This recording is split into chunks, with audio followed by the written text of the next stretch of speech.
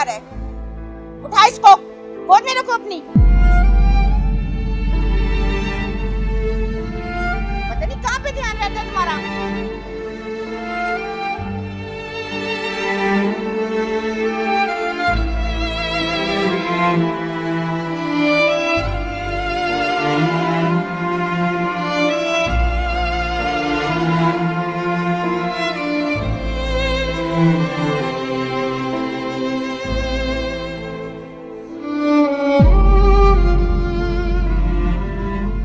ये क्या है? आप लोगों के पास बच्ची को खाना खिलाने के लिए पैसे नहीं है ना, तो ये रख लें और इस बच्ची को खाना खिला दें।